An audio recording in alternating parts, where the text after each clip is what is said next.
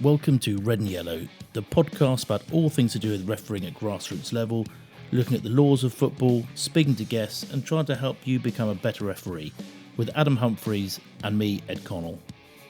Hello, and welcome to, what episode is this? Episode 5? Episode 5. Episode 5. We got to 5. You know, 90% of podcasts don't get past 10 episodes. So we're 50% to being better than 90%. That's good. And I'm sorry we had a week off, but that's because I was away, and this week has been incredibly busy work-wise. And so there's been a 2-week gap since the last one, but I'm sure our listeners will forgive us for that. I think in that time as well, I've moved house and I also toured Australia doing a play. So I think they'll accept it. Yeah, you've had a busy couple of weeks, haven't you? Because you've been treading the boards again, sweetie, and moved. Does that mean you moved leagues that you're refereeing in, or can you still referee in the same leagues? It's all a bit weird. So actually, I was refereeing yesterday for the first time since the season finished. So it was like a pre-season tournament. It was called the First Nations Tournament. And funnily enough, it's the first time I've ever refereed live on TV. I know, it was pretty cool. On SBS On Demand, you have to hit the red button. And I think it probably had all of 10 watchers, but that's fine by me. Have you watched it back? Have you watched it back and analysed yourself? I always get a bit weird when I see footage of myself refereeing. So here, like a lot of the games are recorded and then they're uploaded onto this system called Huddle. And then we're meant to go back and analyze our performances and look at key match decisions and stuff like that. But I always, when you're out there, you think, God, I'm bossing this. I look amazing. Like I'm running around. I feel strong. I look good. And then you watch it back and you look like a floppy banana. And it's a little bit rough. So I haven't watched it back. I might just for funs and shits and gigs. Oh, I swore. Sorry, people. But yeah. But that's like, that game was 2.5 hours away from where I live now. So it's going to be a long commute per game. So I traveled for 5 hours for 2 games of football yesterday. So, but hey, that's the joys of being an elite referee. Joking. I'm not elite. I'm just a fool because I'm willing to do the traveling. Yeah, but no, that's what that means. So it'll be interesting. There's some football here, but the football here isn't quite the level that they need me to referee at in the state. So I'll probably have to travel to Brisbane and the Gold Coast more often. So this week is law number 5, which has the sort of very bold title of the referee. It's us. It's actually about us at long last. It is. But before we obviously dedicate a podcast talking about ourselves, we should dip into our post bag. I don't think wait, Ed, I don't think you appreciate who your co-host is on this because you know I'm a narcissist. So we had a few messages and emails over the last couple of weeks. In fact, I got one this evening, which I wanted to deal with. And you mentioned one that you'd picked out as well that you wanted to deal with. So should we deal with my one first of all? Because we should. Should we just remind everybody how they can get in touch with us? Yeah, they can get us through. This one came through Facebook Messenger because we have the Red or Yellow Pod on Facebook. We have Red or Yellow Pod on Twitter. We don't have an individual Instagram account, but they can contact us through our account. Mine is, I don't remember, it's Eskimo with a C, 28. Yep. Yeah, it is. And yours is? At @the_gym_starter. If you just type in the gym starter, I shall come up. So the message I got through this evening, I thought was a really interesting one. So let me read out to you what it says. It says, "Hi guys, could you please go through the best routine for a referee pre-match, like what time to get to the game, etc." And the person is asking on behalf of somebody that listens to the podcast, who's a new referee and loves listening and listens to every episode, and he would love to know what our advice is for pre-match routines. That's awesome. That's giving me tingles. And it's a great question. Listener, it is a great question. Really great question. And I thought that you're probably best placed to answer this because I suspect that you're going to be sort of at the pinnacle of prep. Well, you should be refereeing at a higher level. And then I think I suspect that a lot of what you say would be equally applicable to somebody in the UK who's going to do a game where they're going to have, for example, assistant referees, because I think that's a big factor about prep. And then I thought I would sort of chip in with how things might be a bit different at the sort of grassroots level, because it is different at the grassroots level. Although I suspect there's a lot of things they have in common.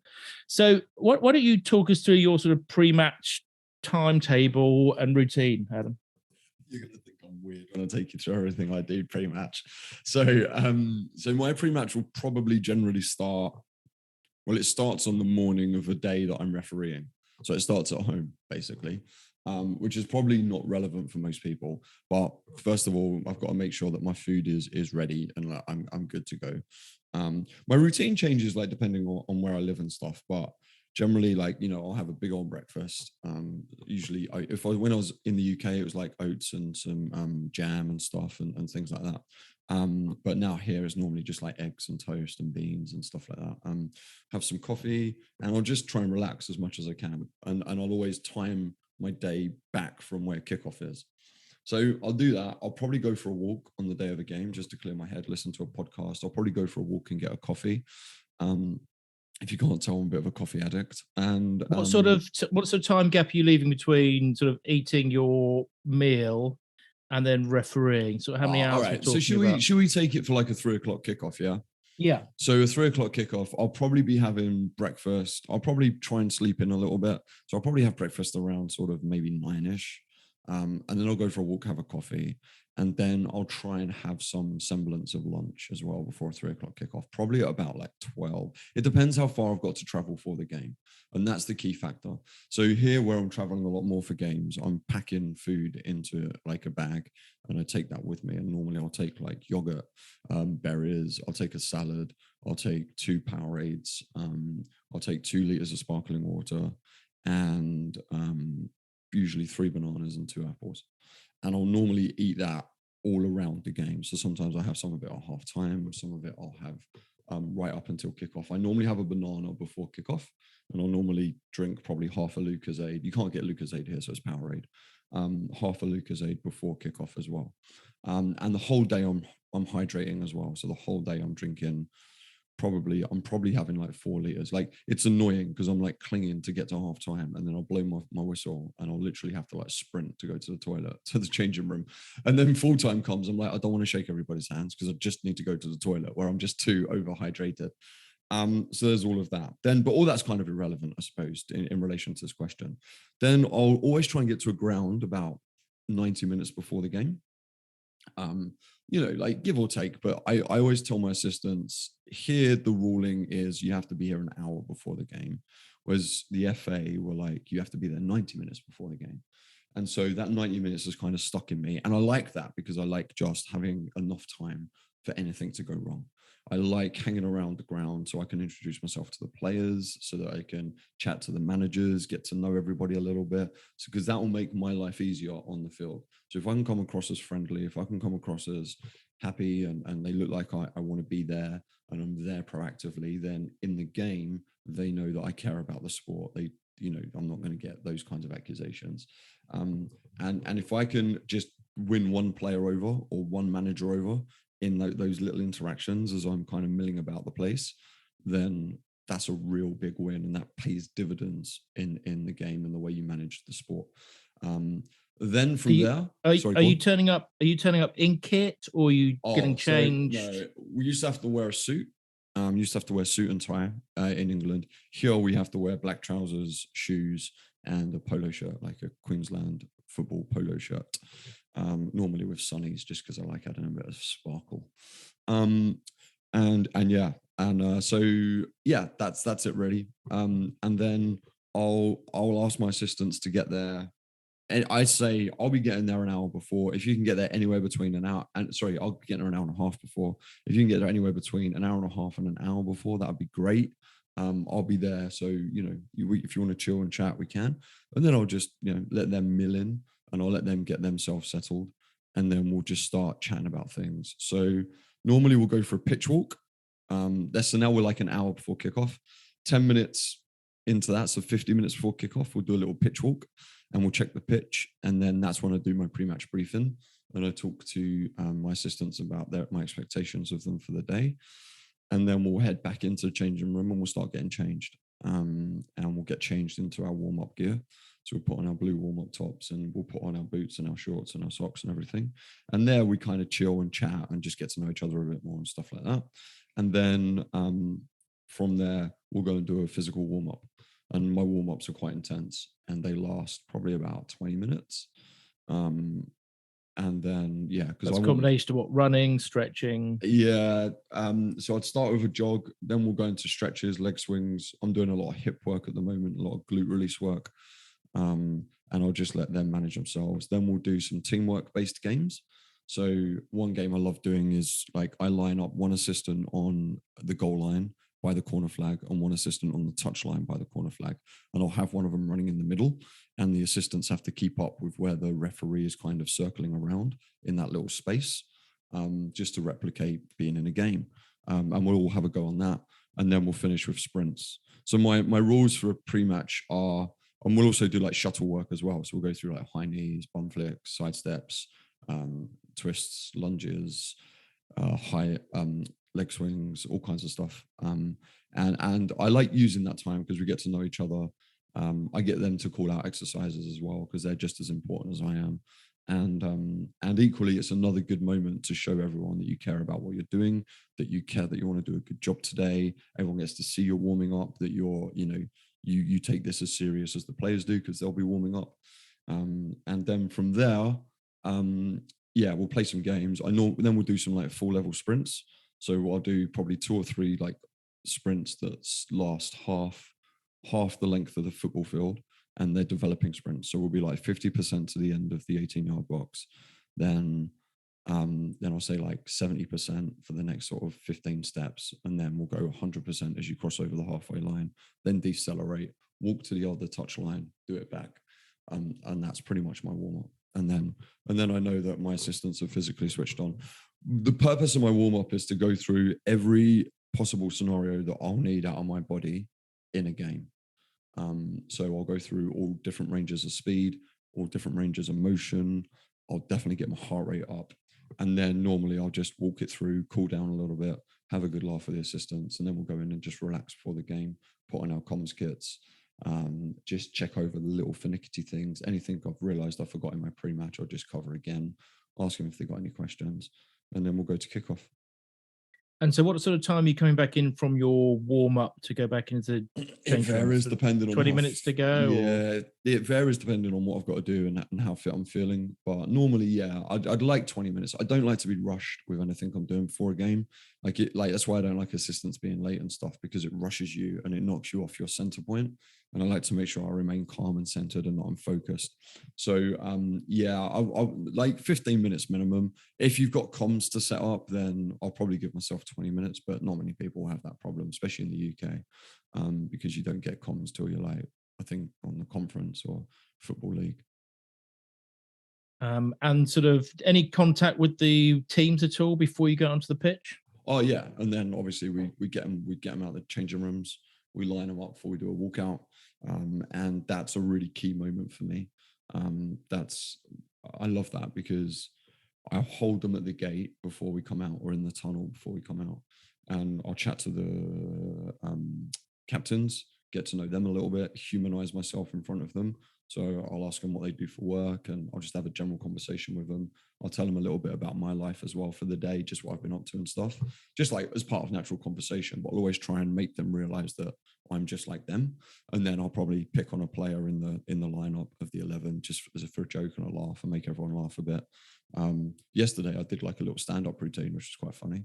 And yeah, and then everyone's laughing, everyone's chilled, everyone's relaxed, and they're like, oh, okay, this guy's okay, and obviously, like, that depends on my mood, that depends on the pressure of the situation. But there, I'm also checking kit. So at that moment, I'm checking all of the kit. I'm getting ahead of any problems before we get out onto the pitch, because I don't want them to have to bloody deal with stuff on the pitch when everyone's waiting, raring to kick off. I'd like to get in front of those issues before they occur. Does everybody do their equipment check sort of before you go out onto the pitch, or In the UK, some people do it the lineup? Or in the UK, we used to do it. We used to do it as they were coming out the changing room. which is much better. But here, that doesn't seem to be the trend. And here, they're a lot more relaxed about things like sock tape and things like Under Armour, a lot more relaxed than they were in the UK. So there's less pressure on it. So, like, if you're just looking for shin pads and you need people to take bracelets off and stuff like that and earrings, you can do that in the lineup rather than it necessarily being done in the changing room. And just to help people who are listening in the UK, would that have been the exact same pretty much regime you'd have had pre-match in the UK? So Yeah. nothing's really changed. No, in the UK, the only difference is you get to the ground 90 minutes before, and then you normally go to the boardroom for a cup of tea, and you'll spend sort of 20 minutes having a cup of tea with the directors and with the board and everyone, and then you'd go out and do your pitch walk, and then you'd start your pre-match there. So that's really the only difference. Whereas here, we don't really have boardrooms and stuff like that, so we just crack on at our own leisure. Well, my experience, there's lots of parallels really between sort of what you do and what happens at a sort of grassroots level. I mean, when I've been an assistant as part of a team, what you just described is pretty much the experience I've had.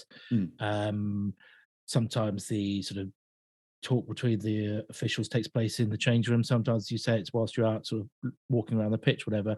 I suppose the only difference for sort of the real grassroots level like I do, and again, it's that, as you say, there should be the parallels.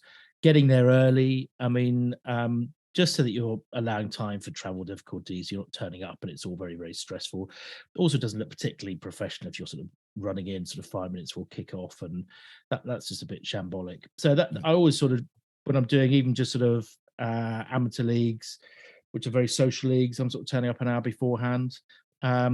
And like you say, it's being out there. I obviously don't have assistants, so I'm sort of doing the pitch check myself. I obviously don't need the time to have a run through with the assistants, but you do need to have time to chat to the people who are going to be the assistants from the teams to assess their level of competency, because that varies enormously. Can I just jump in there?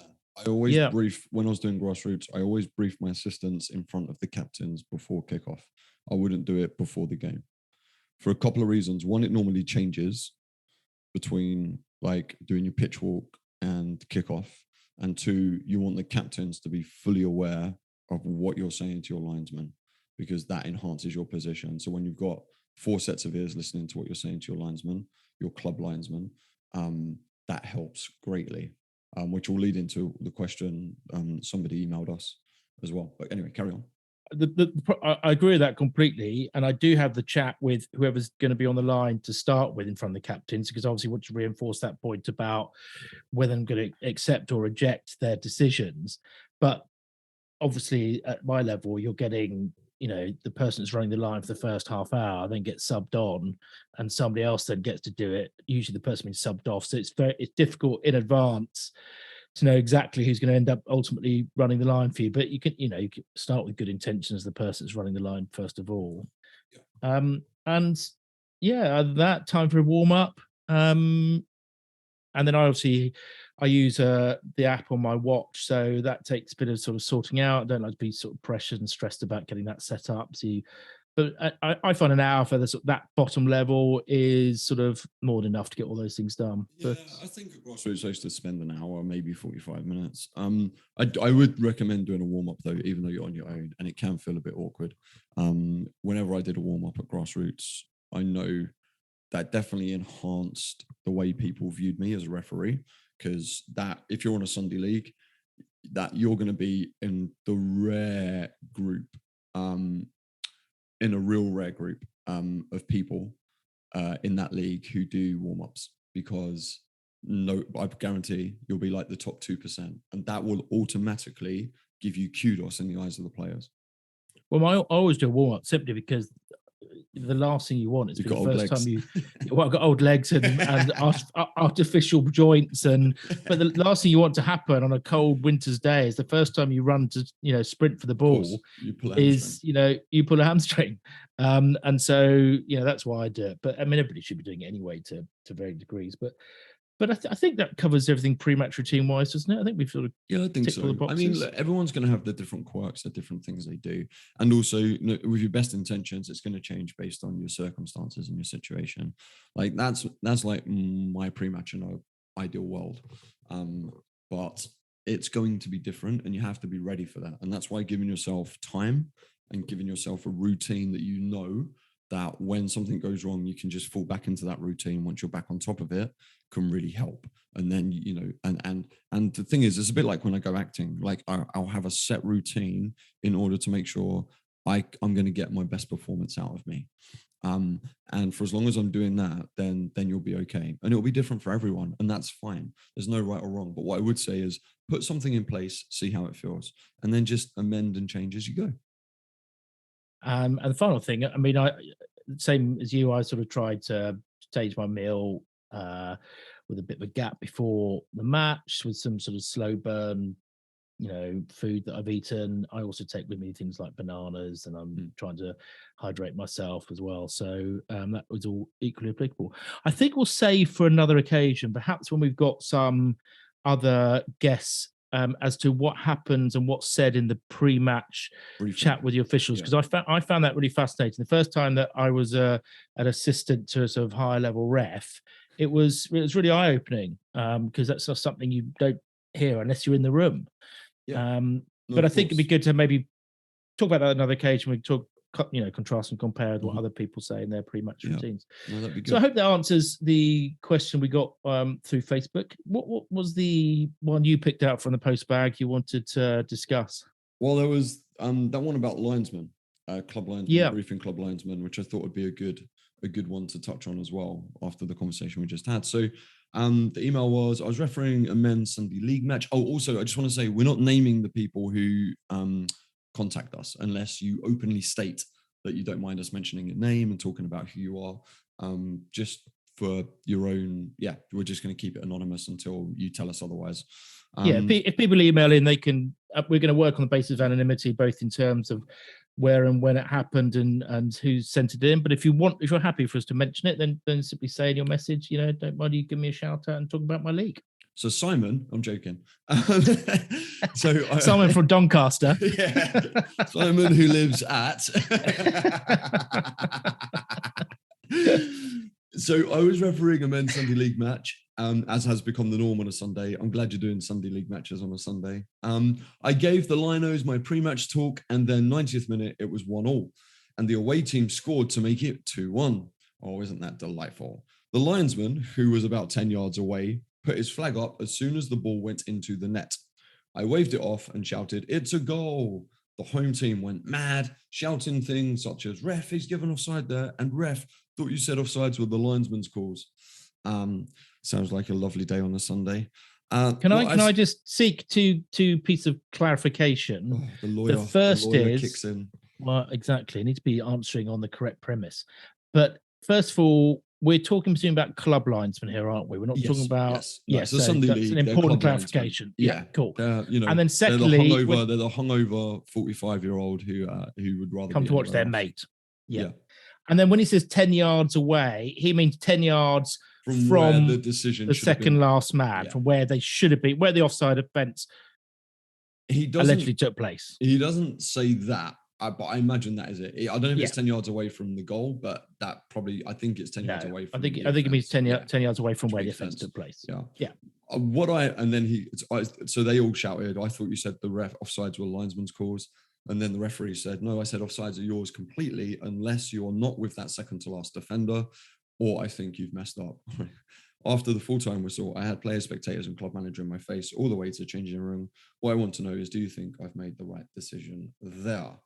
So I just want to jump in quickly before we analyze the decision and say, I hope that this person has reported the club for harassment on the way to the changing room. That should definitely be the first thing, regardless of the decision, because we need to really start stamping that out. So that'll be the first thing I'd do, is write a long report and go, they harassed me all the way to the changing room. I couldn't get any space. I felt intimidated and it made me feel scared, if that's how it made you feel. And make sure that goes into a report so that the club learn that that's not good enough behavior. And then with regards to the decision, what do you think, Ed? Well, listen, we spoke about this, I don't know which podcast it was, and we talked about how if you had that discussion with your assistants at the outset in the presence of the captains, everybody's aware that, you know, you're only going to go with the assistant's decision if they're in the right position. And so it sounds from what he was saying that the assistant was plainly not in the right position. I'm assuming from his email and message that he obviously never thought or suspected there was an offside decision, because otherwise he'd have A, given it, or B, have looked straight away at the assistant. And I think he was quite right to do what he did. Sometimes, it might have been easier just to cancel the goal, called it offside, let it be a draw, everyone goes home partially happy. But you're a referee, you've got to make sometimes difficult decisions. And so I think he got all of that right.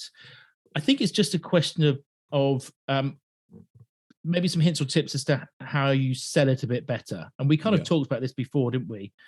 And I think we're both of the view, because we had a chat about this yesterday via WhatsApp. As I was falling asleep. As you were falling asleep, and I just got up. But I think there's a skill that you learn through experience and with age about how you sometimes have to sell decisions. And I think that on this occasion, I don't think he was right to simply ignore the fact there was an assistance flag up. Mhm. And I don't think he should just simply give him the go and walked away. I think he probably should have gone and had a conversation with the assistant and asked him for an account as to, let him try and talk through you why he thought it was offside. Because sometimes by doing that, you lay bare the fact that he knows nothing. He didn't see things properly because he starts talking about the wrong player or the wrong person. Yep. And I think it's very easy then to point out to them that, if you had seen it, your flag should have gone up at the point at which he was offside. Yep. We're not in the Premier League. We're not waiting to see what happens before we put our flags up. So the fact he didn't put his flag up exposes, I think, that he didn't see it properly. And then you explain to him, and there'll be other people no doubt listening, about how that when he gave that decision late, he was miles away from where the infringement took place. And so that way you're seen to be sort of not ignoring your assistant, but you come to your decision having listened to what he's got to say, and you stick with it. That's my view. No, I agree. I think in a situation like this, you have to take into context the whole game. So, this is a winning goal, and the guy is, hang on. Yeah. So the guy is obviously second last defender for his own team, right? Yeah, so there's exactly. obviously club allegiance going on, which is clear and obvious to everybody involved in the game. We all know that happens, right? Then, first of all, I think it's great that he made a really strong decision. Like, that needs to be praised. Like, it's a big decision. I don't know, but he sounds like he might be on the younger side of life. He's not old like us, and so making strong decisions in the face of men is difficult, and that's to be commended. Like strong decisions are hard to make, so that's really good. All I would say is, in terms of selling, it's a great word, but I'm glad you fleshed out how to sell it. Yeah, go and talk to your assistant and just say to him, mate, first of all, why did you put your flag up when the ball crossed the line? Not when the second last defender, not when he touched the ball, as is the rule. And he'll go, and go, you don't know, dear. And then just take the decision off of him. Go, I'm not giving offside. You're wrong. Thank you very much. And then, as I'm doing that, as I've had that conversation with the assistant, sometimes it depends on a lot of things, but sometimes I might have a proper conversation with him, or I might just say to him why he's wrong, but I just wouldn't let him get many answers in. I'd dictate that conversation very strongly. And then as I step away from him, I'd blow my whistle, I'd call over the captain, and I'd explain to him what I've discussed with the linesman. And then I'd tell him to go away. And then I'd chalk off the goal. And that way it looks like you're in control, as opposed to just kind of shouting from the middle of the pitch. Sometimes, like yesterday in my game, I had a moment where I had no idea what happened, like not a clue. I had a fast break and a guy behind me pulled a guy down to the floor. I had no idea. And then play got stopped. All I had was my refs and my assistants and my comms going, stop play, stop play, stop play. I was like, well, what am I stopping it for? I don't know. So I stopped play. And then I had to calm the whole situation down. Nobody knew what was happening. I had a yellow card to give for an advantage that I gave.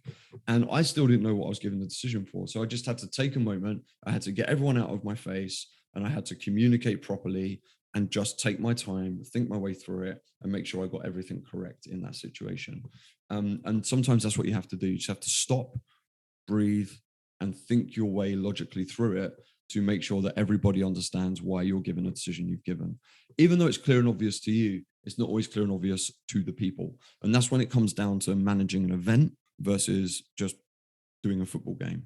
Yeah. And the more you can practice stuff like that, the better. And also, it looks like you're calm and in control. Whereas if you just start screaming from the middle of the pitch, it doesn't necessarily feel like that to people. And that's when that can cause dissent because they think you're shouting at them. You can shout back at them and stuff like that. Perfect. So if you do have any questions, please keep them coming. It's always fun to try and answer some of your questions, or if not answer them, at least give you our perspective. So do you have one more you wanted to pick out and deal with? We have one from your friend. Oh yes, of course. Yeah. Responding to constant appeals. Yeah. Hey guys, love the show. You can stay. I'd be interested in your thoughts about teams and players that appeal for almost every bold and underlined decision during a game. As a ref, I'm not sure whether I should be verbally responding to every appeal with a firm, no way, never, not a chance, etc., or should I be ignoring it? Does constantly responding to it only serve to encourage that behavior?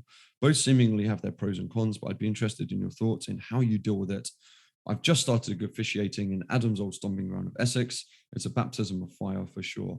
Well, no wonder you've got a lot of people whinging at you if you're refereeing in Essex.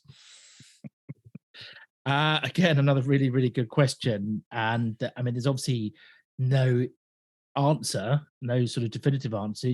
All he's really going to get is our own individual perspectives. I mean, this happens, and it happens quite a lot. My personal way of dealing with it is that it always seems to be the same people. For me, it's not always everybody on a team. There's always a few individuals that sort of bleat about everything. And I generally, after it's happened for a little bit of time, I will, during a pause, I will have a word with them, and I'll explain to them that, listen, anything you say to me is not going to change a single decision I'm going to make today. So you can keep bleating on as much as you like, but I'm not going to be paying any attention to it. And that tends to shut up a few people, not everybody. And my next step after that is I will call that player over, I'll call the captain over, and I'll have a chat, and I'll explain to the captain that, you know, his interference with the game is proving to be extremely difficult to deal with, stop me from doing my job properly, and that I'll have to caution him if he persists. And again, I find that tends to deal with it. And ultimately, if people persist, ultimately it's a caution as far as I can see. What about your views? Every situation's different, isn't it? I think sometimes there's a lovely quote I use with my clients, okay, and it's by a guy called Viktor E. Frankl, and it's relevant here. And the quote is, between stimulus and response, there is a space. And in that space, we have the power to choose our response. And in our response lies our growth and freedom. Now, when it comes to refereeing, what I think is between stimulus, instant happens, and response, you give in whatever the decision is, there's a space. And that space, players believe, if for as long as you have that space, players will jump in and try and dictate the game to you. So the shorter you can make that space, the better. So what I would do is I'm very proactive vocally on the pitch. I'm always talking to players. I'm always telling them what my decision is, to crack on, get on with it. And I'll be like, he didn't touch it, get up, run, let's go. And like, I'm telling them what they need to do. I'm almost coaching them through the game, which annoys some people, but I really don't care, because it makes my game it makes the experience of the game for everybody so much better. And so that's a great way of doing it, rather than kind of like a foul maybe happening, not happening, and you just waiting and then going no after the appeal happens. Get ahead of the appeal. Stop the appeal happening as quickly as possible, and then they know your decision. The reason players ask is because they don't know your decision. Then if someone keeps going on about it, just be like, mate, it happened. Like, get on with it. Just stop being an idiot. Or sometimes, yesterday, for instance, I had a player called Dion. He was complaining about a little foul on him. It wasn't a foul. I just played on. I went, mate, just leave it. Look, get back, defend this properly, job done. And then he did. He defended it. He won the ball and played on it. And then as I ran past him, I went, see, just crack on playing and you'll be fine. And that was a good lesson for him. And the other thing I'd say is run away. Like, if it's a big decision and like a penalty or something, just run away. Just run away. Because if they're chasing you, then you can book them. And believe me, the more you run away from them, the more you the more they'll get the point that you're just not going to engage with them. It's interesting you talk about sort of how much chat you have on the pitch, because the thing that struck me the first time I had comms, and I was being an assistant to Ryan Atkin, who didn't he? He was out with us in Yeah, right. Italy. He was isn't he the first openly homosexual referee in England? He was first. Yeah, he was. Good for him. And what struck me was I couldn't believe quite how much chat there was going on the pitch, because I prior to that I sort of refereed in absolute silence, and then I suddenly realised, he's talking to people, he's using their first names, he's explaining as he goes. I didn't see that. He got the ball clearly, and it was that I learned a lot from. So I've kind of adopted that as well in my refereeing. And I think you're right. If you sort of are vocal about it, you sort of stop people appealing, because they know what your decision is and why he's made that decision. They also know you're close to the game. Your proximity to the decision is clear and obvious, even if it's not. Your voice makes them feel like it is, and then also, if they know you talk a lot, it helps them engage with you a little bit as well. Whereas if you're quiet and the first time you say something is for a penalty, then they're going to feel like you're not in control of the game. Yeah, it's like body language, communication is body language and your voice, and you need to use both as a referee a lot. And yeah, you can't talk enough on the football pitch, I find. Cool. There we go. I hope that's answered that question. Thanks for the great questions, by the way. I know it's taken us 40 minutes to get through them, but that's awesome. Yeah, I know. I was just looking at the time thinking, I hope people are still with us, but I hope they are, because this is sort of the sorts of things, that apply to any level of football. I know that we've not even got on to Law 5, but I'm also conscious of the fact, and I say this every time, that Law 5 doesn't have a huge amount of detail in it. And actually, most of it's about VAR. I've said that before as well. Right. But can we just can I just say, people are still listening because they want Ed's amazing stats about the referee. There we go. That's true. And exactly. This week, so they'll be listening till the cows come home just for that. And you still haven't got a jingle yet, have you? Oh, I'll get one once we edit this one. They're not all fun facts this week. Some of them sort of just facts, but interesting facts. I suppose being fun. But no, I just want to touch on very quickly, because since last podcast have been a couple of really quite big incidents happening at Champions League games, and I thought it'd be remiss of us not to sort of touch upon them. The first one I want to ask you if you know the answer, because I don't know if you saw. Not be about offside. Well, the next one's about offside. But Atletico Madrid playing in their last qualifying game of the group stages, and they needed to win to go through. Right. Did you see this game? No, I'm asleep whenever football's on in Europe. So they're pressing desperately to get the goal to qualify for the last 16 of the Champions League. Okay, and they get a corner in the last minute, and corner comes in, gets cleared. Referee blows his whistle. VAR says, you need to come and look at the screens. We think there's a handball, right?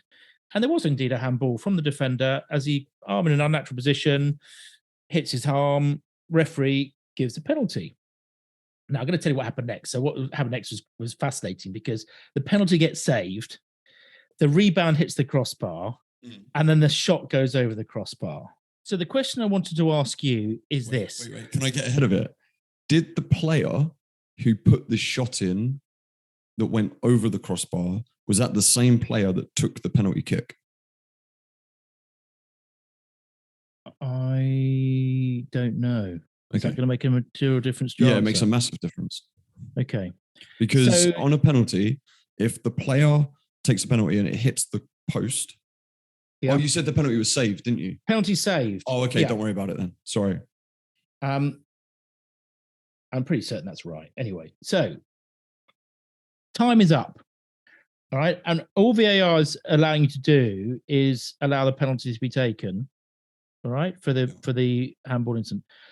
How much longer are you allowed to keep the clock running? Surely, for me, if the penalty doesn't go in, it's the full-time whistle, isn't it? Because all you've allowed time for is the penalty. So why did the ref allow the shot to go over the crossbar, rebound, and the shot? Do you know the answer? It probably comes down to sort of phase of play. I mean, he's lucky it didn't get scored. But you generally just let that attacking phase of play stop. Like to blow the whistle in that moment would be very difficult. I mean, how long did the VAR stoppage take? Yeah, it took a little while, but I mean, Yeah. he'd blown up for full time though. So I Oh, mean, so he it blocked was for full time as the oh corner came yeah, in. no. The corner was played, the ball was cleared. He blows up for full time, Yeah. and he's then told need to come and look at the Right. VAR. So Right. the full time So yeah, so it is should have just been the penalty. It should have been like a penalty shootout then. Just the it should have been, penalty. shouldn't it? I don't know the final answer on that. It's probably, I mean, as we'll learn under the authority of the referee is the sole timekeeper of a game. So it's down to the referee's own desire.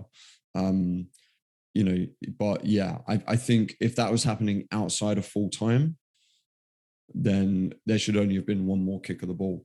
Yeah. But then having said that, like, what if it was a free kick? Do you know what I mean? Like, if it was a free kick, like an attacking free kick, and they crossed the ball, would you then let a guy try and get the header onto the goal? Because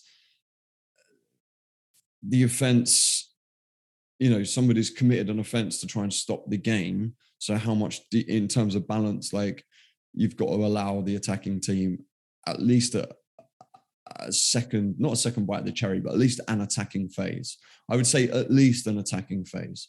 So I generally, like, if that was to happen to me, I'd probably let the attacking phase complete. So I probably would have let the shot go in as well. Probably. But just imagine the controversy I know. it saves crossbar because and then the shot goes in and everybody be like, hold on, it was night, time was up. I mean, it would have been because he'd already blown up for full time. We can keep that in the backs of our heads as we go through the laws to see if we can find an answer. Yeah. But it's probably one of those that no one really, you know, it just might not be covered. And the other interesting one, of course, was the offside. Yeah, the game before last for Spurs. So the penultimate game in the group stages, which if they won would have guaranteed them qualification, which they subsequently achieved anyway as top of the group. So it wasn't the end of the world. But I mean, I've had to watch it a few times. I've had to read various analyses of it by various people. And I think it all stems from this sort of misunderstanding that if the ball goes backwards, you can't be offside. If the ball goes backwards, which is not in the laws of football. Is it not? No, it's not. It's just not in the laws of football. It's because I thought it was the ball still went backwards, but I thought it was because his knee went. See, I've only seen like the cross. I haven't seen how he gets the ball down, but his knee is past the line of the ball, even though the ball goes backwards. So that's why it's offside. Yeah, but the ball going backwards makes no difference at all to the decision. Okay. I mean, his knee is ahead of the last offender. And one thing which always caused confusion, everybody was like, but it came off, it deflected off the leg of the defender. So it's not a pass from his own player. That's not an intentional play. Well, that's the key. And I think a lot of people, when this all happened on TV, pundits were having to sort of go back and read out the law to first of all see that going backwards thing isn't a feature of the law, and secondly, this thing about it has to be a deliberate kick, and that is really well explained in the laws actually. Yeah, they changed it. Really helpfully explains to you what is meant by intentional kick or intentional move, in terms of what their body movements are, how much time they have, etc., etc. But that, I mean, I must admit, I made a mistake last season where I called an offside when there had been an intentional attempt to hit the ball which went backwards, and that was a bit of a disaster. But and again, talking about strong decisions, that offside was an incredibly strong decision by that referee in that situation.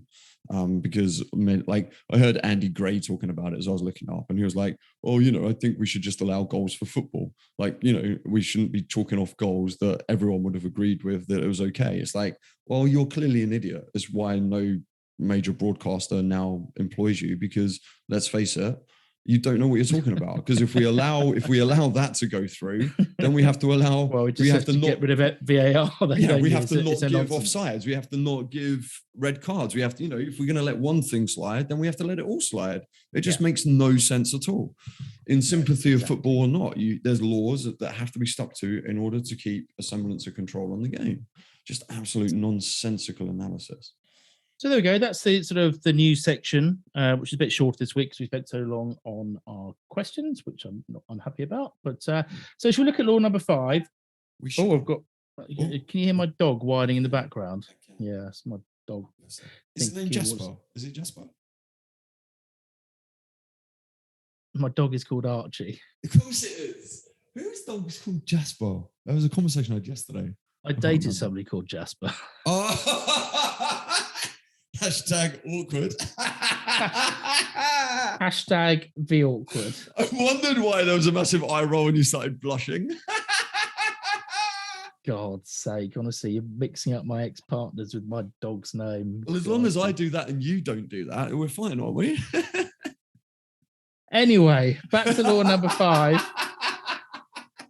And I genuinely think we can get through this pretty quickly, actually, this week. Yeah, so the referee. The other thing I didn't mention in my pre-match is I listened to the podcast, so I can refresh my knowledge on the laws of the game on the way to the game.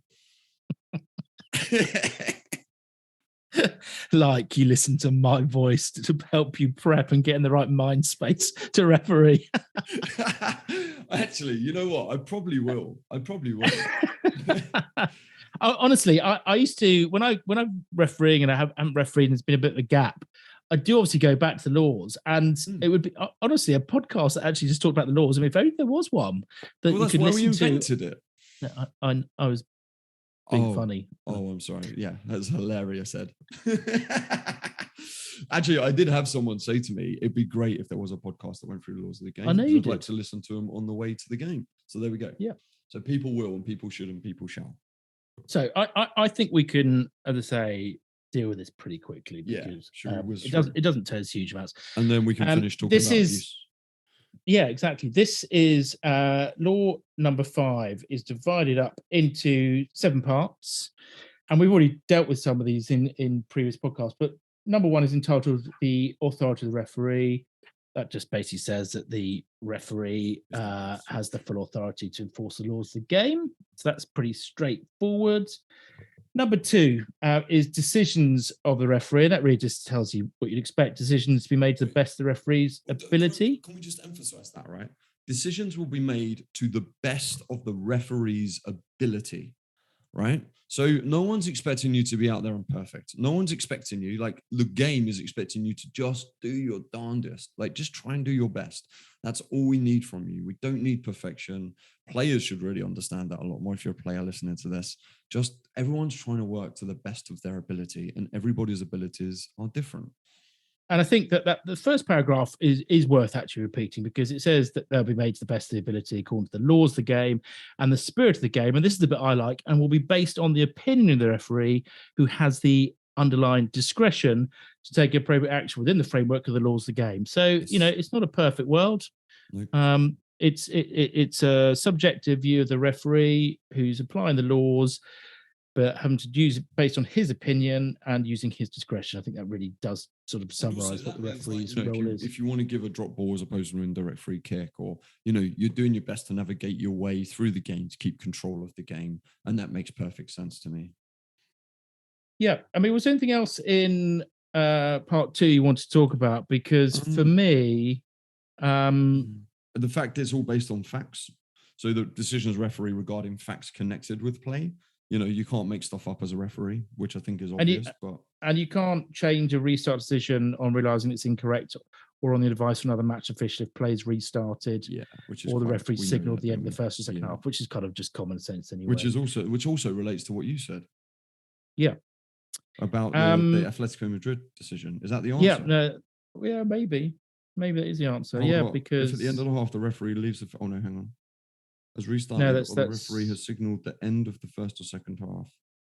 And that just simply says that he has the capacity to go back after seeing the VAR and deal with it. But that's fine. Cool. And there's quite a lot of VAR in this section, really. So so we can not worry about that. Powers and duties. Yeah, powers and duties. Well, again, the first 4 points can be dealt with pretty quickly. You're there to enforce the laws of the game, control the match in cooperation with other officials, act as the timekeeper, keeping a record of the match. So you can provide a match report at the end, including any disciplinary action, and supervising and or indicating the restart of play.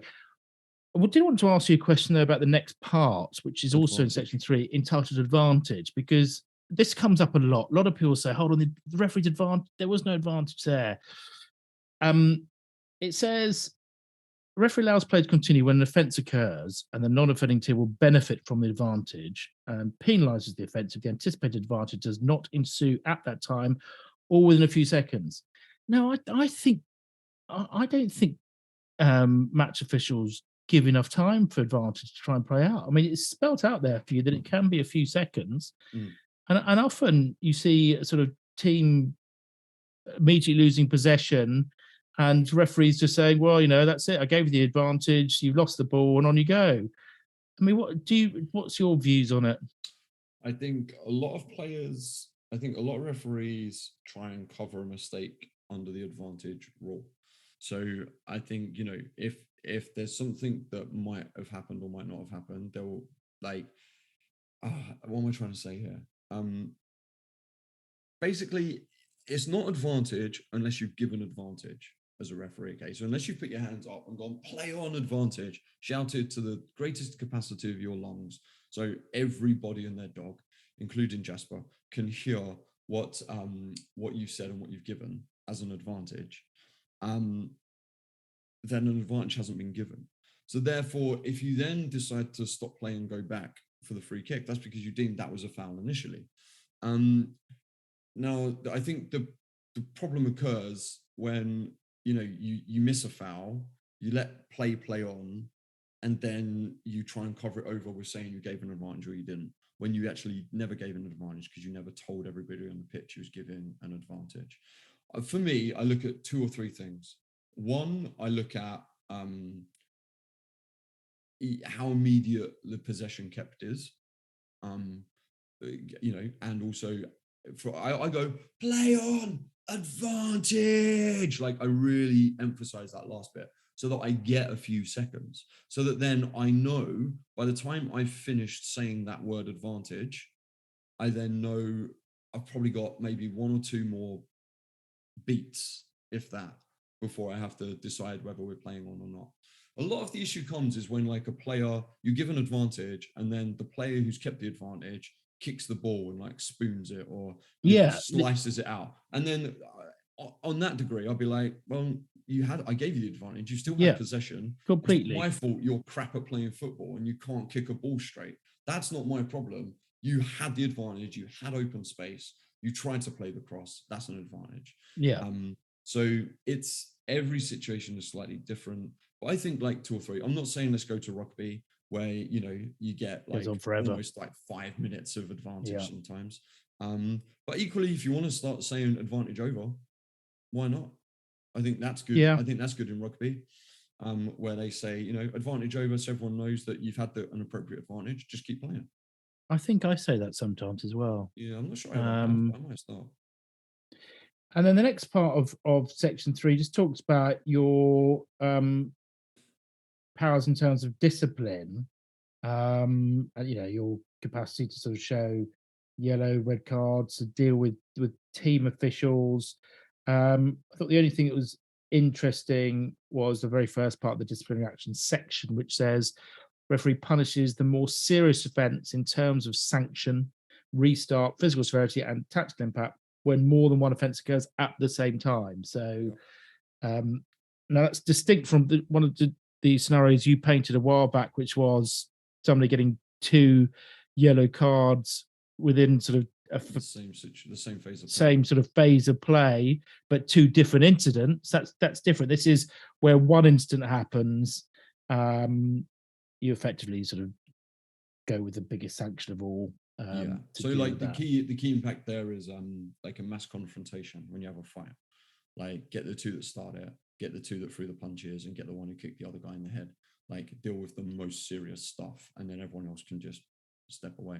This is why, again, when you see fights in the Premier League or whatever, like you get, oh, but he pushed him. It's like, yeah, but we've dealt with the most serious thing. Like we can't remove everybody from the field of play. That would be absurd. So let's just deal with the serious stuff and just let handbags be handbags and glad rags be handbags and glad rags. You tell I've been watching The Office, can't you? Within this section, they also talk about injuries. And I think it's just worth remembering because I think some people misunderstand this. They think that unless it's a head injury, play continues. But in fact, the law says that you allow play to continue if a player is only slightly injured, and that's usually pretty obvious to you. But you stop play if a player is seriously injured, um, or if there is a head injury. And this is So, always difficult because players, you'll think a player is seriously injured, you'll then stop play, walk up to him, and he'll get up when they and step look at up, you yeah. like you're an idiot. And then at which point you just tread on his foot lightly. You Um, don't step on players' feet. You just sell it. So when that happens to me, I'll get him up and I'll hold him there and I'll say, "Look at me," and I'll just ask him what he had for breakfast. I'll ask him what his name is, or I'll tell him to sing "Happy Birthday," and like I'll try and sell it to make it look more serious than it was because I've stopped play for this injury, and I don't want people thinking that people can just go down and stop play willy nilly. and then goes on to say about players who are injured leaving the field of play, only coming back on after plays restarted, and you've given the Permission. indication to come back on. An exception to that requirement to leave the field of play is a pretty obvious one when a goalkeeper is injured, Yeah. or when a goalkeeper and outfield player have collided and need attention, or two players have collided and need attention, or severe injury.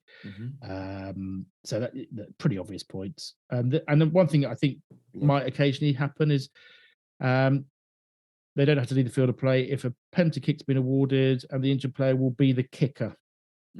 So that's an exception, because obviously if they leave the field play, you can't bring them back on until play is resumed. They can't take the pen. So that's a pretty obvious point, really. Yeah, that's interesting. But it might happen. It might arise. Players who are bleeding to leave the field of play and only to come back on once their bleeding stops. There's no blood on their clothing or their equipment, which is something that does happen. And people get really annoyed about that. Where you're like, you need to stop that bleeding. They get really annoyed with it. Well, they also get annoyed about the fact they can't come back on, especially at grassroots level, if they've got blood on their shirt. No. And, I know that they're not like the Premier League where they've got sort of dozens of shirts there for players to have, but it's a law. It's the law of the game, unfortunately. And it's an important one as well. And do you think we need to talk about the outside interference bit? I mean, it's just a case of isn't it just a case of you stop play if outside interference interferes with play, right? Yeah, that's spot on, really. That's about summarizes it. That's it. You don't have to stop play. I'd say outside interference is one of those things where, like yesterday, for instance, my assistant was like, "There's another ball on the field. There's another ball on the field," and I was like, "Yeah, okay, just chill. Yeah, we only have to stop play if it gets interfered with, and if it doesn't get interfered with, who cares?" So there's that. And then also, I think probably dealing with that comes back to the very first thing we said in that you're going to apply the laws in the framework. So, if you think you need to stop play because floodlights have stopped or there's a bigger issue at play, then you have every right to, because in the framework of the laws, you feel like you might need to, you want to get control again, you just need to take a breath or whatever, then you have the right to do that. And if you do stop play because something comes on the pitch, then you just restart with a drop ball. There we go. And if the goal goes in whilst there's another ball on the pitch or something else on the pitch, then Pride doesn't interfere and prevent a defending player playing the ball, the goal still stands. So, so that's 3. We can skip, I think, 4 because 4 is just about video assistant referees. I don't know if any FIFA level referees are actually listening to this yet. Probably not. And if they are, they probably don't think we're an authority on it.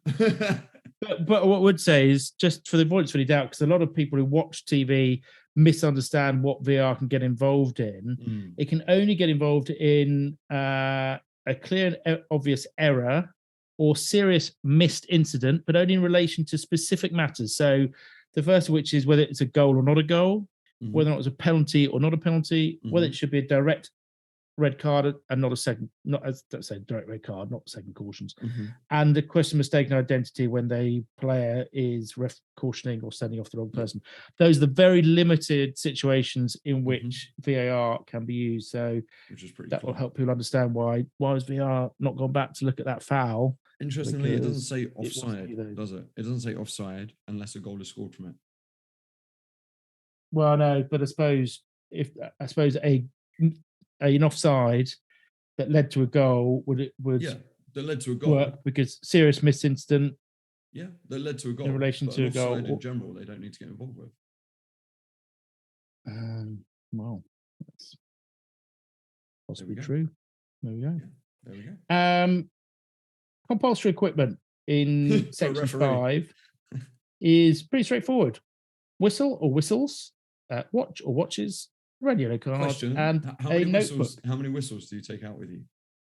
So I have a single whistle with me when I'm in the middle of the pitch, but my bag is always by the touch line. So I have my spare whistles in my bag. So I can get a spare whistle.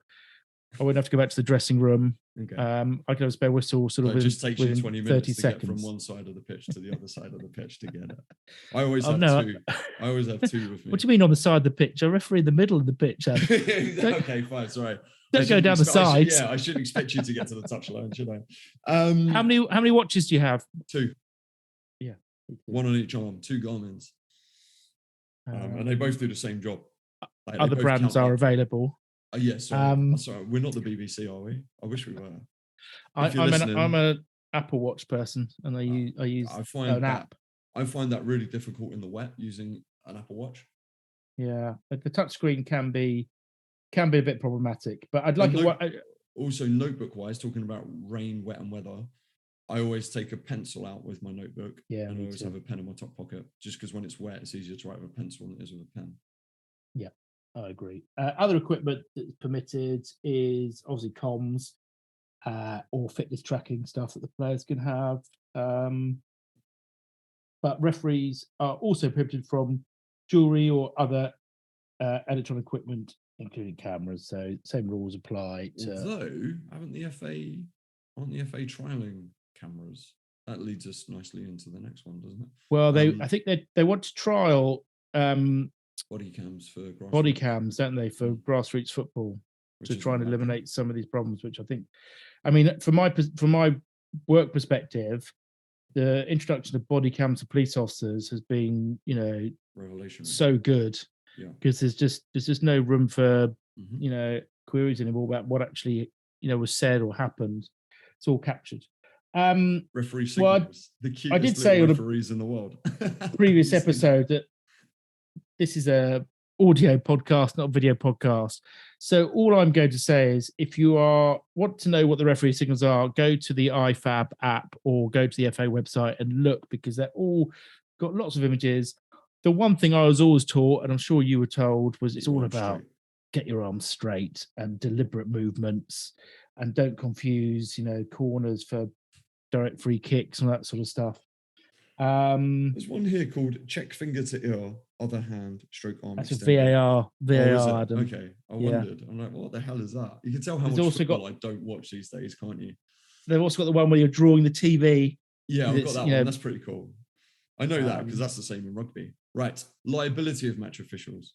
We dealt with this before, didn't we? Because this issue arose and we checked it out, and it came back and said that referees not to be held liable for injury, damage, or other loss that are as a result of decisions made by the referee, which includes, condition of the pitch, whether or not to abandon the game, suitability of equipment, whether to stop a match or not, stop play, blah blah blah blah. So we kind of covered that before, which is a very sensible aspect of the laws. Wonderful. So that's 7. There were, before we deal with that was law 5. Fun facts or facts. That was law 5. Law 5, sorry. Yeah, I meant part 7 of law 5. Was there something you want to touch upon insofar as sort of abuse is concerned? Well, it's a constant topic at the moment, isn't it? Are you feeling that? Yeah. Haven't they suspended referee? You said they suspended refereeing in Ireland? Yeah, I think they were having a strike in Ireland based over this sort of problem. And I know that I obviously follow on Twitter a lot of referees or people connected to the refereeing world. He does a lot. But it seems like this is, it's a lot of people talking about at the moment. And we know it's a problem from the stats, one of which I'll come on to with my fun facts later on. But this is a problem. I think it's getting worse rather than getting better. And why do you think it's getting worse? Well, I've said it before and I'll say it again. I think that because people see what goes on the television, I think people feel that they can do or say whatever they like to a referee. And I also think it's worse because on a grassroots, it's not on TV, it's not being recorded. You've not got match assistants who are watching and it's going on, and I think that makes the referee just much more vulnerable.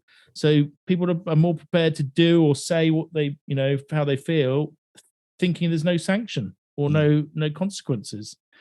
And we've just got this mentality, I'm afraid, in football that whether you are a fan or a player, you have the right to say whatever you like about decision making. And I know that a lot of people love football because it's sort of interactive in the way that everybody can express an opinion.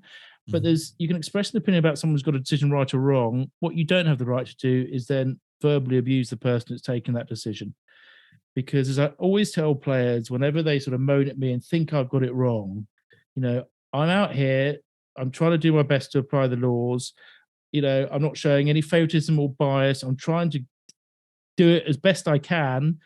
And that's the bottom line. To suggest that I find it outrageous when you get accused of bias and that sort of thing. It really makes my blood boil. Yep. Because we're only ever doing our best. Yeah. Like you might have seen recently, like I've kind of come full circle on this. So there was like Frank Lampard said, didn't he, that he doesn't believe there's a link between the behavior of elite managers and the abuse of referees. And then we had Jurgen Klopp go absolutely ape an assistant. I think that was in relation to that. And I thought, well, I think Lampard might be right there. I'm not sure there is. But then I thought about it some more and I came full circle on it. And it's ridiculous. It's just ridiculous. I think. And also the referee at the end of that Spurs game, I mean, he's standing there stoically because he's got confidence he's made the right decision, but he's being surrounded by players and officials, content to be sent off because he's just being shouted at. People getting the law wrong, shouted at. People who don't know the law. They clearly don't know the law. And that's part of the problem. The only people who seem to know anything about the laws of the game are the referees at all levels of football. And that's just not good enough. I mean, if you're Jurgen Klopp and you're being, you're earning whatever you're earning, and you can't say, oh, well, he's under pressure and stuff like that. It's not good enough. It's human decency. Imagine if somebody on the training pitch came up to him and spoke to him like that at Liverpool. It'd be, it would be a controversy beyond controversy, and it's just not good enough. And like I say, I came full circle on it. I did a little post about like respect and how we just basically don't have any anymore as referees. And from that, I got messages from people who are like, I've been beaten up several times on the football pitch. One guy's like, constant verbal abuse, death stares. He got hit by one of the players' children who was a couple of years older than him. It's just ridiculous. Like it's nonsense. And I think the reason is because people like Jurgen Klopp, all they get is a £30,000 fine. They don't get banned from the blinking touchline. And like that happened on a Sunday. He was still able to be the manager of Liverpool on Wednesday, like on the side of the pitch. How is that a punishment that sends a message? I'm convinced that a lot of it's just learned behaviour and people seeing on TV. And I think that the FA are going to have to grapple with that fact because in my view, there is a link. But the unequivocal message that we've made clear, and I hope people realise how clear it's been, is it's just got to stop. No one wants or expects to be abused when they're going out to referee, whatever level you're doing. Yeah. And the FA are going to have to step up and do more about it because it simply has to stop or referee numbers are going to keep dropping. It does. Shall I read out my letter to the FA? Yes. Do you want to read out your letter to the FA? I haven't sent it yet. I was hoping to get it broadcast somewhere, but alas. Anyway, so it goes. To the FA, I write to you as one of the lucky ones. I write to you as a survivor. I write to you as someone who got through it. Just. Unfortunately, many of my colleagues haven't survived. They don't survive because they're too young and don't know how to handle it. They don't survive because they were never prepared for what happened to them. They don't survive because, quite simply, why should they have to? I have one question to propose on behalf of all referees around the world. Where's my respect? I write to you to urge you to deal with the ever-growing problem of the abuse of our young people and guardians of the game that the whole nation seems to love so dearly. And this is the crux of the problem. The love of those involved often brings about a raft of excuses for what can only be described as behavior that belittles the sport of football, nay, humanity. They confuse aggression, intimidation, physical violence, and abuse of others with the umbrella terms like passion, heat of the moment, white line fever, and the pressure of the job, as one Premier League manager described it just this week. I've been both physically assaulted on a football pitch and verbally abused. I've experienced things as a referee no player or manager has experienced in their careers, from grassroots to the very highest level of football. They simply don't know what it is like to be spoken to, physically threatened, and scared for your own safety in that way. All because of a sport, all because the people who play it are passionate. It's an excuse akin to the dog ate my homework. It offloads responsibility for behavior, a respect which should be afforded to all humans, regardless of who they are and what they do. I've experienced physical violence that would have been deemed assault in a court of law, and verbal abuse over many years, amounting to feeling scared, frustrated, alone, and worried for my own safety, all in the name of passion. You are losing referees in their droves, and who can blame them? To be 17 years old and to be screamed at for 90 minutes by a 50-year-old who really should know better is simply not good enough. It's bullying. To have to get an escort to the car park because you genuinely think that someone is waiting for you there to do you in, or to have to hide in your dressing room for 2 hours after the game has been concluded behind a locked door for fear of your safety. You're not a referee anymore. You're a prisoner of football. This past weekend saw awful abuse from a Premier League manager who has now been sanctioned, but will also be allowed to sit pitchside for his team's next game just 3 days later.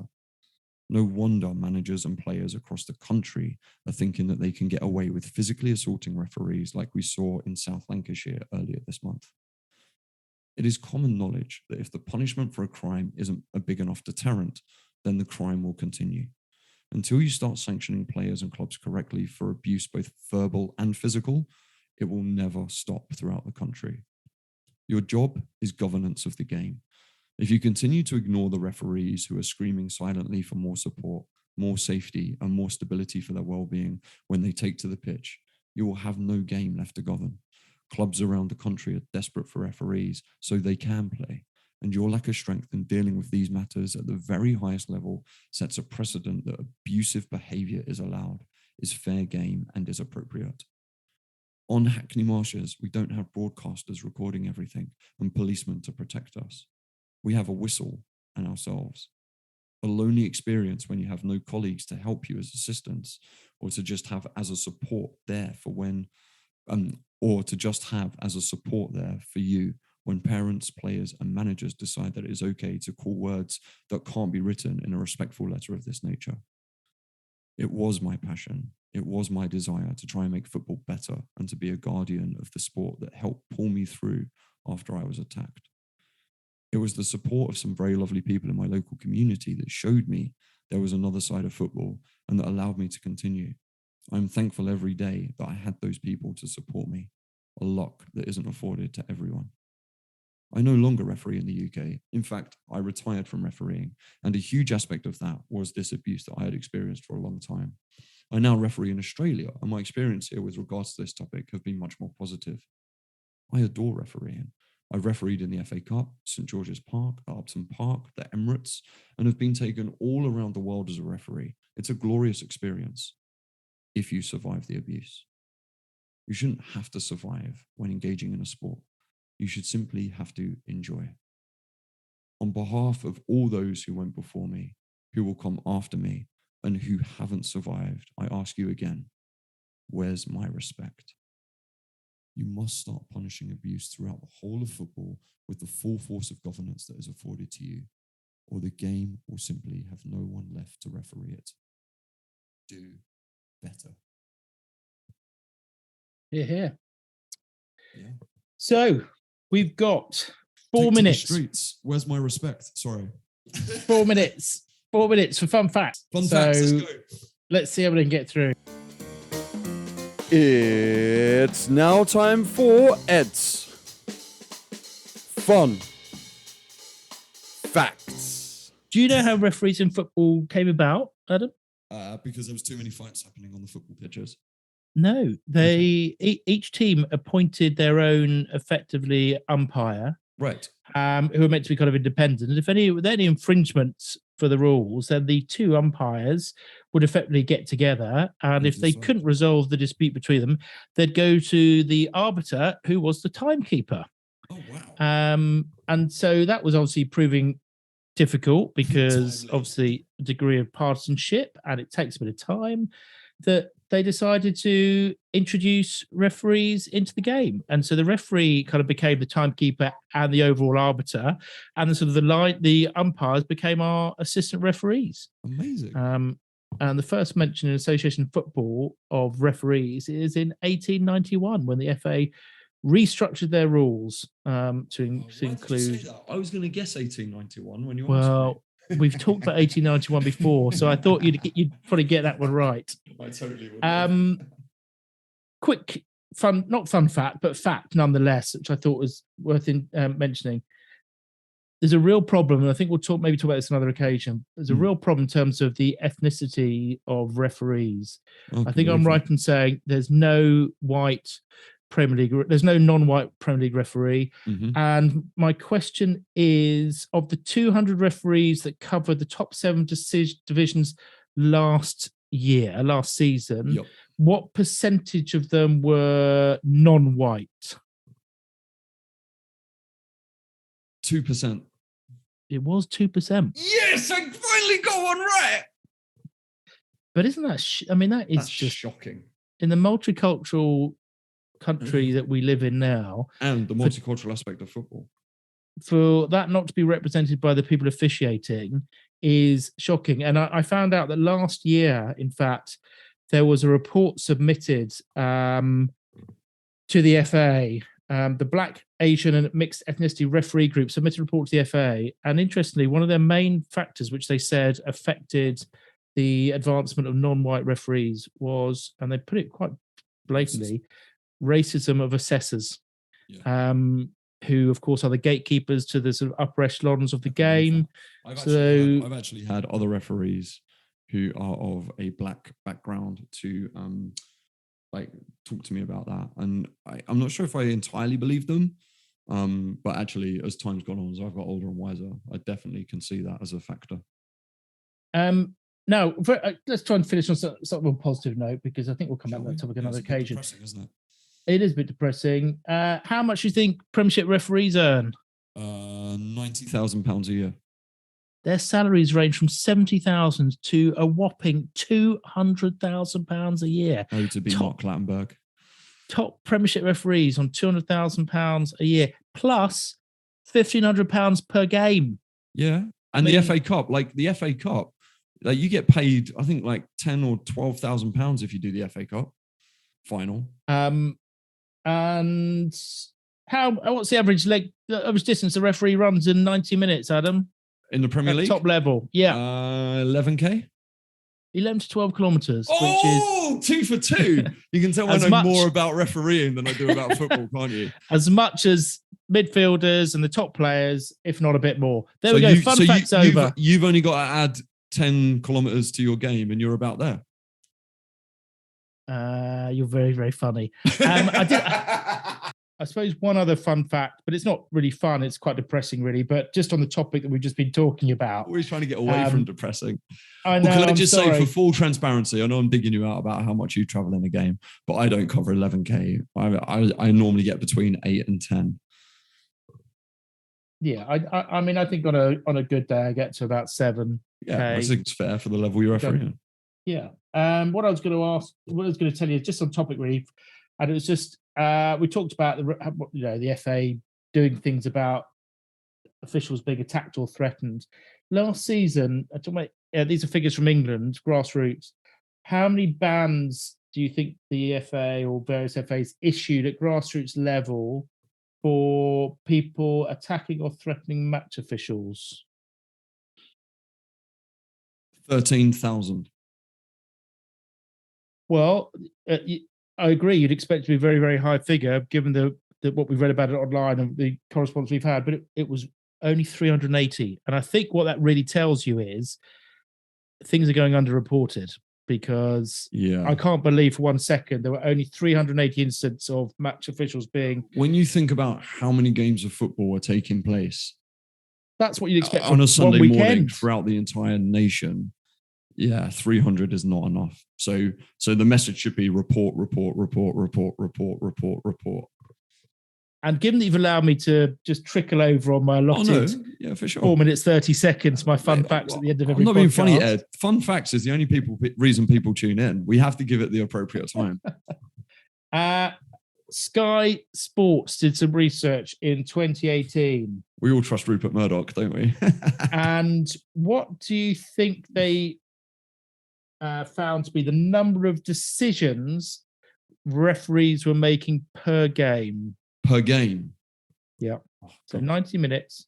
This will tell you how draining it is to be a referee. It will, yeah.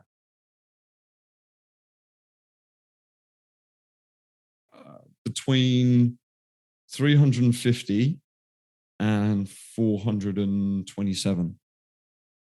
No, you're a bit on the high side, but Okay. it's startlingly high figure. 245 decisions a game, which when you put into context, they're making decisions every 22 seconds. Yep. I can believe that. That's a lot of decision making. Yep. But their analysis showed that referees were 98% accurate. Yep. Well, I remember Pierluigi Collina. Do you remember him? The god that is the referee. He was a referee at he was like referee coordinator at a World Cup or something. And one or two decisions just, slipped by the refs or whatever in the group stage. And so he sat down and he analyzed every single decision that had been made so far in the World Cup at that point. And it was like a 98, 99% accuracy. And the same research, how many decisions do you think an assistant made on average per game, the top flight? Probably a lot less than you'd expect. I always find when I'm assistant, I'm doing a lot less than I'd kind of like to do because you just get a bit bored. So how many was it for a referee? It was 245 for a referee. Okay. So what's a third of 245? About 80. So I'd say probably less than that. 50? Yeah, very good. 45 decisions. Hey, that's nearly 3 for 3 today. You're in the ballpark, which is extremely unusual for you. It just goes to show how much I know about refereeing, does it not? And what was their percentage accuracy levels, do you think? Again, 98, 100 maybe. It was 98% again. Yeah. I'm not surprised. So those are slightly more fun facts to finish, aren't they? But that does just go to show, right? If the top tier are getting at that pace, at that level, are getting 98% of them right, then even on a Sunday league, if you're like, you just by being a referee, being there, making decisions, you are clearly probably averaging upwards of 75%, if not higher.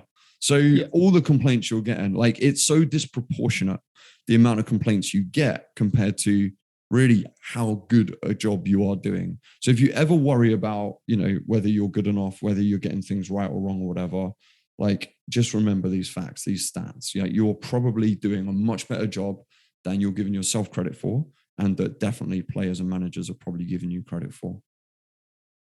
Well, I've enjoyed this week's podcast, Adam. I know it's a long one, but it was worthy. One. Well done to those people who persevered to the end, as you say, for the fun facts, which are obviously enthralling. I've got to find a bloody jingle now, don't I? But no, I had fun this evening. Thank you very much. Oh, thank you for being here. Thank you, everybody, for listening. And as we always say, feel free to get in touch. Feel free to review us. Share the podcast with your refereeing communities. The more ears we get listening to these kinds of messages, then hopefully the better the community becomes for everybody. Well, have a lovely week. You too, my friend. I'll see you next week for law number 6. Next week, we're going to go 2 for 2, are we? Well, we were kind of doing about weekly before, weren't we? Before we weekly, yeah, that's okay. Cool. Law number 6 is the assistant referees. It's the other match officials. Other match officials, to be precise. You don't mind, please. I'm sorry. That's going to be short and sweet, but we might have lots of news again and lots of questions. Get your questions in. I love answering them. They're awesome. Yeah, and incentive is to send us more listener questions, and then we'll talk less about the laws, which is probably much more appealing to everybody than exactly everything else. But the purpose of the podcast is the laws. Let's just bear that in mind. It is. Right. Awesome. You have a lovely week, everybody. Ciao, ciao. See you. Thank you for making it to the end of another episode of Red or Yellow. You're clearly a very fit listener. May I gently remind you to subscribe wherever you get your podcasts. Tell all your friends. And don't forget to please share it with any refereeing groups that you may have. Good luck on the fields out there this week. And if you have any questions, please make sure you send them in to us on social media. Voice notes or written questions would be brilliant. And we will, of course, include them in the podcast. Have the most wonderful day. Ciao, ciao.